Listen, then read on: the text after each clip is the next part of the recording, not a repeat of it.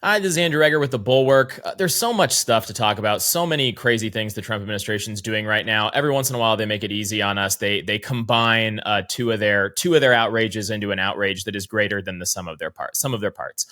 So today, just a little while ago, actually, the Trump War Room account on Twitter put up a video titled "To the Tesla Terrorists." Take a look at what prison in El Salvador looks like. One way or another, I'm gonna find ya. I'm gonna get you. One way or another, I'm gonna win ya. I'm gonna get you. One way or another, I'm gonna see ya. I'm gonna meet you. One day, maybe next week, I'm gonna meet ya. I'll meet ya. I will drive past your house and Okay, so this is a couple different stories that the administration has been going with recently, right? The one is the extra legal deportations of Venezuelan migrants to what is essentially a prison camp in El Salvador. These are people who the administration has said are gang members and has said that essentially because they're gang members, they're terrorists. They've invoked an 18th century law, the Alien Enemies Act, to basically say they can be deported with no due process. A lot of times they're being deported without any notification to their families, any notification to their lawyers, without the say-so of any judge, without being charged with any crime. They're just, as long as federal law enforcement says that they're gang members and therefore terrorists, that's all it takes. They get scooped up, they get sent down to this militarized prison camp, their heads shaved, frog marched in the way you've seen. And that's that. And that's been a huge controversy in recent days. Another controversy that has been a little sillier in recent days because it has not been, quite so alarmingly life or death rule of law type stuff. Is this all the news that's been going on with Tesla? Tesla's share price has been dropping.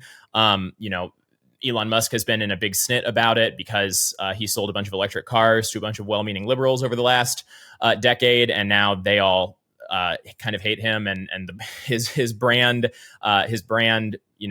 quality among his former target audience is totally in the toilet.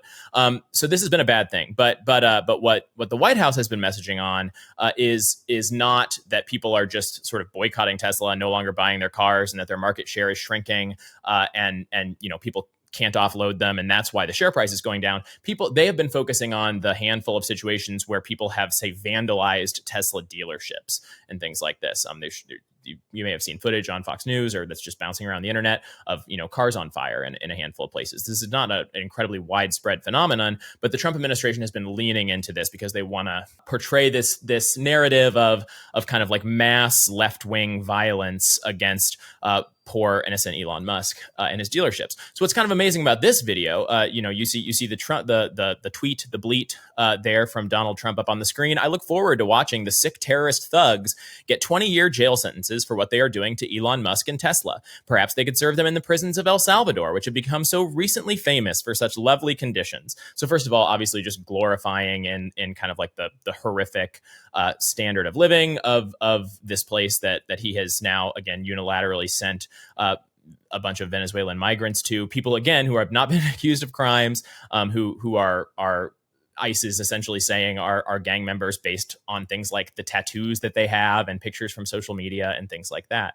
But what's just astonishing about this, I mean, it's kind of trolling in one respect, but the substance of the troll is, haha, what if we were also to do that to anybody who was found to have vandalized a vehicle produced by my buddy Elon Musk, by the richest man in the world, this guy I have running Doge and all of this stuff.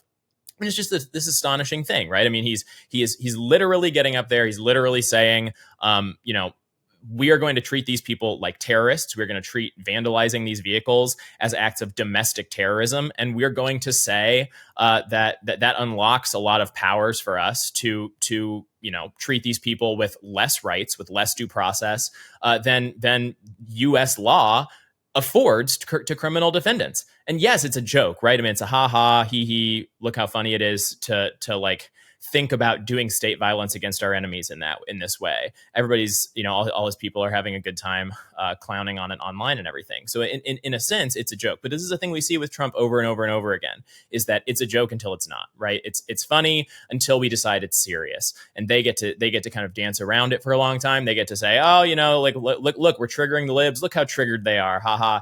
But it used to be the case that was kind of a performance, right? That like, look, we're triggering the libs by kind of putting on this show of being extra cruel and being extra bigoted and all of these things. That's not really the way it is now. Now it's, look, haha, we're triggering the libs by threatening to wield state power against them in exactly the ways that they are already wielding state power against different groups that are a little easier to pick off. So it's a really alarming thing. I mean, like, yes, it's a joke until it isn't. And so, I'm not sitting here saying Donald Trump is going to be trying to ship U.S. citizens to El Salvador, tomorrow. I'm not saying he's necessarily ever going to do that at all. But this is essentially the naked meaning of the words that he is saying, that this is a thing that if a U.S. citizen vandalizes a Tesla, which you shouldn't do, don't commit crimes, don't do property damage to some poor dealership. The dealer probably didn't sign up for this necessarily any more than any of the people who owned Teslas 10 years ago did. But the basic fact of it is that he's saying, look, maybe we will do this, maybe we won't do this, but we do think we would have the power to do this, and that's what's most alarming about the whole thing is that there's zero and there's no reason at this point to believe that if Trump decided he was going to set his shoulder to that particular boulder and start to roll it, that he would have anything really stopping him from doing that, other than the courts, which he is currently in the process of sort of shoving aside on all manner of other things. So it's really kind of dire. It's kind of dark. It's grisly. It's gross. We don't like it. But that's kind of where we are right now with Trump and Tesla and El Salvador. So thanks for watching. Come back here. I'm sure we'll have a lot more to talk about real soon. Hey, YouTube fam, if you want to support the Bulwark, the best way to do it is by becoming a YouTube Bulwark Plus member. The Bulwark is truly independent. We have no corporate overlords. We're not settling any dumb lawsuits with Trump. By joining, you help support our work, and you can get a bunch of perks right here on this platform. Ad-free content, bonus videos, live streams, and some emojis of me, which I guess some people want. So come join, come hang out, become a Bulwark YouTube Plus member, and I'll be seeing you in the comments. So behave.